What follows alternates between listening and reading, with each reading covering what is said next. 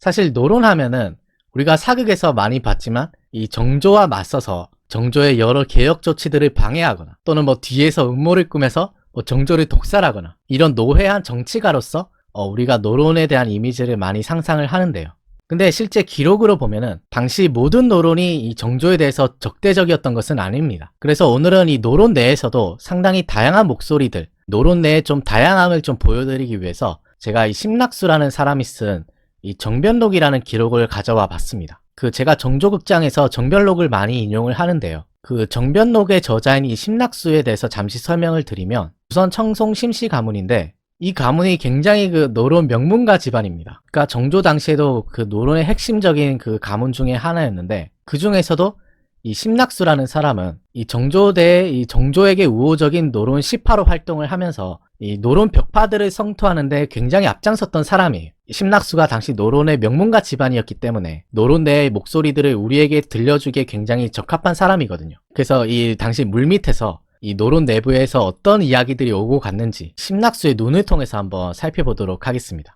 심낙수에게는 자신의 아내의 오빠인 이규희라는 처남이 있었어요. 근데 처남인 이규희는 우리가 일부에서 살펴봤던 이 노론 동단계의 김원행이라는 사람의 제자였습니다. 근데 우리가 살펴봤듯이 김원행은 김기주와 사이가 안 좋았어요. 이 김기주에 대해서 굉장히 비판적이었거든요. 근데 그런 김원행의 밑에서 배운 이 처남인 이규희는 오히려 이 스승의 가르침과는 다르게 이 김기주 측과 아주 친밀하게 지냈습니다. 예를 들어 김기주의 종숙이었던 김한록과는 이제 사돈 관계이기도 했고요. 또 김기주와 아주 친분이 두터웠을 뿐만 아니라 뭐 김상로, 심한지 같은 이런 노론 벽파계 인물들하고도 아주 가까웠어요. 그러니까 이 사람들이 심낙수가 아주 싫어하는 사람들이거든요. 그러니까 심낙수가 보기에 자기 처남인 이규희가 내가 싫어하는 사람들만 골라서 이렇게 사귀는 거예요. 그래서 심낙수가 가만히 있지 않고 이 처남에게 이렇게 한 소리를 합니다. 그대가 어른을 쫓아다니면서 배운 것이 고작 권세 있는 재상들이나 만나보기를 구하는 것이었는가. 그러니까 네가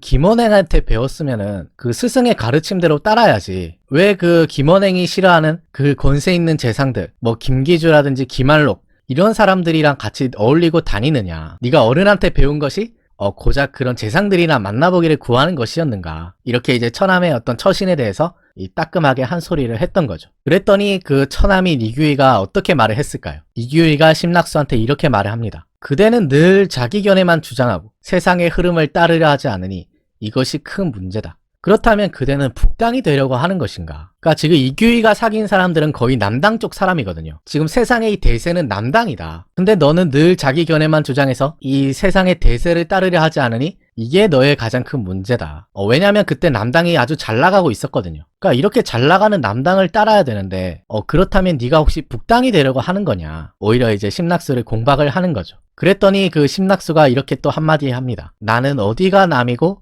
어디가 북인지 모른다. 그러니까 나는 남당도 아니고 북당도 아니다. 내가 어떤 당파에 속해서 이렇게 말하는 것이 아니라는 거예요. 그리고 또 다른 날에 심낙수가 이규희를 만나서 이런 말도 합니다. 듣자하니 그대가 외척 가문의 권세가들과 서로 친밀하다고 하는데 이것이 어찌 유학자의 도리이겠는가. 유학자면 유학자답게 행동해라. 뭐 이렇게 또 한 소리를 했나 봐요. 그랬더니 처남이었던 이규희가 성을 내면서 이렇게 말을 합니다. 내 일은 내가 알아서 할 것이다. 내가 어찌 그대의 허락을 기다리겠는가. 신경 쓰지 말고 너는 네 할 일이나 해라. 내 일은 내가 알아서 할 것이다. 네가 뭔데 이래라 저래라 하냐. 뭐 이렇게 이제 차갑게 이제 대꾸를 한 거죠. 그래서 이때 이규희가 좀 성이 났는지 옷자락을 떨치면서 돌아갔다고 해요. 그러면서 그 후로는 심낙수가 다시는 이 처남과는 대화를 하지 않았다고 합니다. 그러니까 이규희는 이 남당을 지지하는데 이 심낙수는 남당이 꼴도 보기 싫은 거예요. 그러니까 이 정치 얘기만 나오면 이 두 사람이 이렇게 싸우는 거죠. 그러니까 요즘도 가족 친지들 간에 모이면 이 정치 얘기하면은 싸우는 집안이 있잖아요.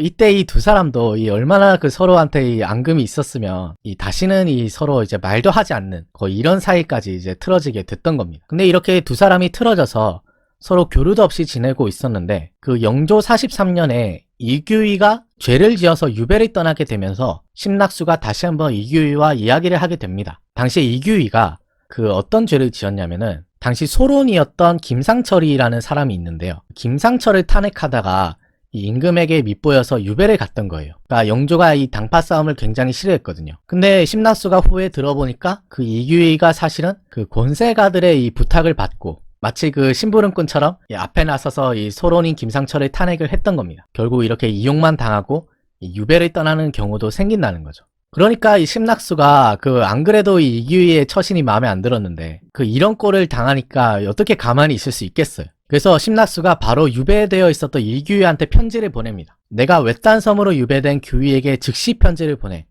올고듬을 팔아 헛된 명성을 구하려 한 행위를 책망하고 결국 우리 집안에 화를 초래한 것을 나무랐다. 이규희는 답신을 보내오지 않았다. 그러니까 심낙수가 이규희한테 편지를 보내서 그거 봐라 내가 뭐라 했느냐, 내가 평소에 그 권력가들한테 빌붙지 말라고 하지 않았느냐, 결국 그 이용만 당하다가 지금 당신 꼴이 어떻게 됐느냐, 네가 그렇게 헛된 명성만 구하려고 하다가 결국 우리 집안에 화만 초래했다, 막 이런 식으로 편지에다가 막 책망하는 글을 많이 썼겠죠. 그랬더니 이규희는 그 글을 보고 이제 답신도 보내오지 않았다. 저 같아도 기분 나빠서 답신 안 보냈을 것 같아요. 안 그래도 유배당해서 서러웠고 이제 속상한데 이렇게 막 불난지에 부채질 하듯이 이렇게 막 책망을 하니까 이규희가 굉장히 언짢았나 모양입니다. 그래서 이때 이규희가 심낙수에 대해서 약간 원한을 가졌던 것 같아요. 이규희가 약간 언짢았는지 심낙수를 이렇게 비방하는 말을 친구들 사이에 퍼뜨리게 됩니다. 당시의 상황을 심낙수가 이렇게 전하고 있어요. 그 후 유배에서 풀려난 이규희가 갑자기 내 아내와의 사적인 문제를 지적하면서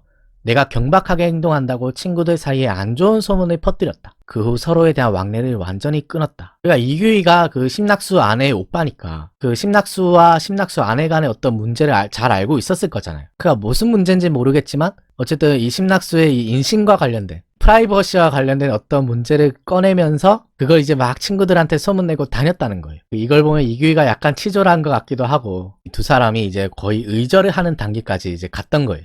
심낙수가 또 갈등을 겪었던 인물 중에 이규희뿐만 아니라 심한지라는 사람도 있었는데요. 심한지는 뭐 아시는 분은 아시겠지만 나중에 정조 때 가면은 이 노론벽파의 영수로서 굉장히 거물 정치인으로 이제 성장했던 인물입니다. 그래서 앞으로 정조극장에서 많이 나올 건데요. 이 심한지는 이 노론벽파의 우두머리로서 이제 활약을 하고 심낙수는 그런 노론벽파를 이제 성토하는 선봉장으로서 역할을 많이 했어요. 그래서 이 두 사람이 물과 불의 관계처럼 서로 이제 갈등을 겪게 되는데 재밌는 것이 이 두 사람이 모두 같은 집안 사람이에요. 둘 다 청송 심씨 가문의 사람들인데 심낙수가 쓴 정별록을 보면은 이 역사적인 이 두 사람의 첫 만난 장면을 이렇게 전하고 있습니다. 심낙수가 이 심한지를 처음 만난 자리에서 대뜸 이렇게 말을 했다고 해요. 당신처럼 학문과 식견이 있는 사람이 어쩌다 외척 가문의 권세가에게 물들었습니까? 여기서 말하는 이 외척 가문의 권세가가 누굴까요? 네, 바로 경주 김씨 가문, 남당의 김기주를 말하는 거겠죠. 그래서 당신 정도 되는 이 사대부 집안의 사람이 어쩌다 그런 김기주 놈과 같이 지내게 되었느냐. 그랬더니 심한지가 어떻게 말을 했을까요? 심한지가 이렇게 말을 합니다. 그대의 말도 일리가 있습니다. 그러나 그대가 김기주를 잘 몰라서 그렇게 말하는 것입니다. 네가 김기주를 아직 잘 몰라서 그렇다. 김기주를 알고 지내다 보면은 꽤 괜찮은 사람이다. 심낙수 앞에서 김기주를 옹호를 하고 있는 거죠. 심한지가 계속해서 말을 이어나가는데요. 심한지가 이렇게 말을 합니다. 그의 문장과 의로는 옛 사람들과 견줄만 합니다. 옛날에도 외척 가운데 선비들의 존경을 받은 심을겸과 민유준 같은 사람들이 있지 않았습니까? 심을겸도 이 청송심씨 가문의 사람인데요. 외척인데도 불구하고 굉장히 올곧고 깨끗하게 처신을 해서 선비들로부터 많은 존경을 받았던 사람입니다. 지금 심한지는 이 심의겸의 사례를 들면서 외척이라고 해서 꼭 나쁜 것은 아니다. 김기주가 외척이라고 해서 비판을 받지만 사실 외척 중에서도 꽤 괜찮은 사람들이 있지 않았느냐. 뭐 이렇게 말을 하면서 김기주를 이렇게 옹호를 하는 거죠. 심한지의 이 말을 들은 심낙수가 어떻게 했을까요? 기록을 보면은 심낙수가 껄껄 웃었다고 그래요. 저는 이게 약간 비웃음의 웃음이라고 생각을 하거든요. 심낙수가 보기에 김기주 같은 놈을 감히 심의겸 같은 사람이랑 비교를 하니까 이게 얼마나 기가 차고 어이가 없었겠어요. 그래서 심낙수가 한번 웃고 나서 이렇게 말을 해요. 심의겸은 그대의 선조이거늘 어찌 선조를 모욕하십니까? 심의겸 같은 어른을 어찌 김기주와 비교를 하십니까? 그러니까 심의겸은 네 선조가 아니냐. 지금 선조 모욕하는 것이냐. 어따 대고 지금 김기주 따위를 심의겸이랑 비교를 하느냐. 그러니까 심낙수는 이게 어이가 없어서 이제 웃었던 거예요. 그러면서 심낙수가 김기주를 비판을 하는데요. 우리가 지난 정조극장에서 정조가 김기주의 상소로 인해서 이 공경을 겪는 장면들을 사료를 통해 살펴봤었잖아요. 심낙수가 지금 김기주의 이 상소문을 언급하면서 김기주를 비판을 하고 있는데요. 이렇게 비판을 합니다. 지난번에 김기주가 올린 상소의 내용들이 과연 신하가 할 수 있는 말이라고 보십니까? 그 사안들은 모두 7년 전의 일인데 당시에는 침묵하다가 이제 와서야 올리는 이유가 무엇입니까? 김기주가 상소에서 지목했던 그 내용들은 사실은 거의 6년, 7년 전에 있었던 일들이거든요. 근데 그때는 가만히 있다가 왜 이제서야 그 일들을 감히 끄집어내서 올리느냐. 그리고 거기 상소에 쓰여진 말들이 과연 신하의 입장에서 할 수 있는 말인가. 이렇게 이제 김기주의 그 상소문을 비판을 하고 있는 거예요. 그랬더니 이제 심한지가 이렇게 말을 합니다. 저 또한 김기주가 다 옳다는 것은 아니지만 대체로 보면 대의를 지키고 있습니다. 듣자 하니 그대도 공홍이 잘못됐다고 생각하지는 않는다고 하던데 여기서 공홍은 그 홍봉안을 공격한다는 의미예요. 그러니까 심낙수 당신도 이 홍봉안을 공격하는 것은 뭐 딱히 잘못됐다고 생각하지는 않는다고 들었다. 그렇다면은 우리끼리 구차하게 따지며 싸울 필요는 없지 않은가. 그가 심한지는 비록 김기주에 대한 의견은 다르지만 우리는 같은 공홍이라는 거예요. 나도 홍봉안을 공격하는 입장이고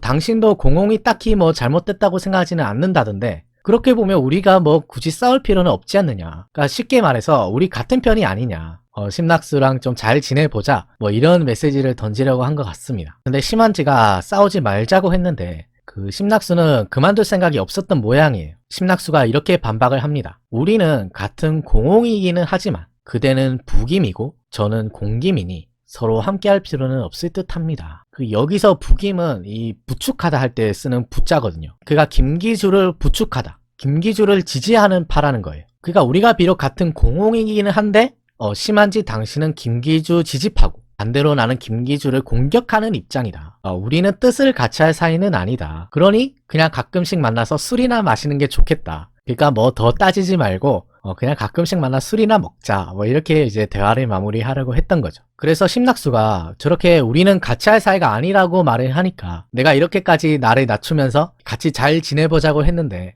저렇게 야박하게 말하니까 그 심한지 입장에서도 조금 섭섭하기도 하고 약간 언짢기도 아마 했을 것 같아요. 그래서 심한지가 좀 더 본론으로 들어가서 자기의 의중을 담아서 이렇게 비판을 합니다. 그대는 홍봉안과 김기주 양측 모두를 배척하는 입장이군요. 최근에 김원행이 이 의론을 주장하고 있는데 그대도 아마 여기에 물든 것 같습니다. 이 의론을 배우는 자들은 분명 정치에 해가 될 것입니다. 그러니까 지금 심한지가 굉장히 정중한 듯 하면서 그 아주 강한 어조로 심낙수를 비판을 한 겁니다. 당신이 지금 홍봉안과 김기주를 다 배척하는 입장인 것 같은데 그것은 최근에 김원행이 주장하고 있는 것이다. 심낙수 네가 여기에 물든 것 같다. 이놈들은 반드시 우리 정치에 해가 될 것이다. 이렇게 넌지시 비판을 한 거예요.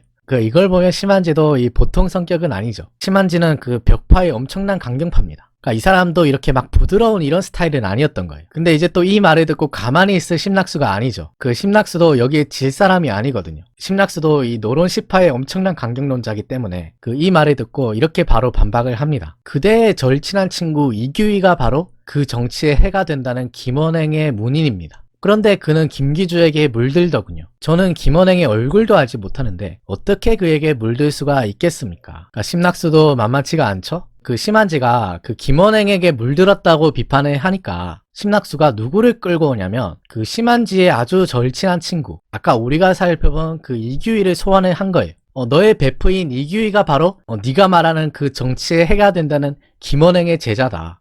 너 지금 베프 욕하는 거니? 그 가만히 있는 이규희를 소환해서 그 심한지를 하루아침에 그 자기 친구 욕한 사람으로 만들어 버렸어요. 그 심낙수의 말빨도 정말 대단하지 않습니까? 그러면서 또 뭐라 하냐면 그 이규희가 김원행의 문인인데 오히려 이규희는 김기주에게 물이 들더라. 그러니까 누구한테 뭘 배운다고 해서 그 배운 대로 꼭 물든다는 보장이 없다는 거예요. 또 내가 김원행의 얼굴도 알지 못하는데 내가 어떻게 그에게 물들 수가 있었겠느냐 이렇게 말을 하면서 그 심한지의 말에 반박을 한 겁니다. 그러면서 심낙수가 이렇게 말을 덧붙이고 있는데요. 저는 저의 소견을 스스로 주장할 뿐입니다. 다만 김원행의 소견이 공정하다고 들었기에 그 문화에 들어가 수업을 듣고 싶긴 했습니다. 그러나 일규희와 동문생이 되는 것이 부끄러워 아직 들어가지 못했을 뿐입니다. 그러니까 나도 김원행 문화에서 수업을 들어보고 싶긴 했는데 내가 왜 김원행 밑으로 안 들어갔느냐. 바로 이규희 같은 놈이랑 같은 동문생이 되는 게 부끄러워서 아직 안 들어갔다는 거예요. 그러니까 심낙수가 이 심한지도 매기고 그 처남인 이규희도 매기고 그 말 한마디에 지금 여러 사람을 지금 보내고 있는 거죠. 확실히 그 심낙수가 약간 이죽거리면서 이렇게 말하는 이 말재주가 그 보통이 아니라는 생각이 듭니다. 그 심낙수의 이 말을 들은 심한지가 이 속으로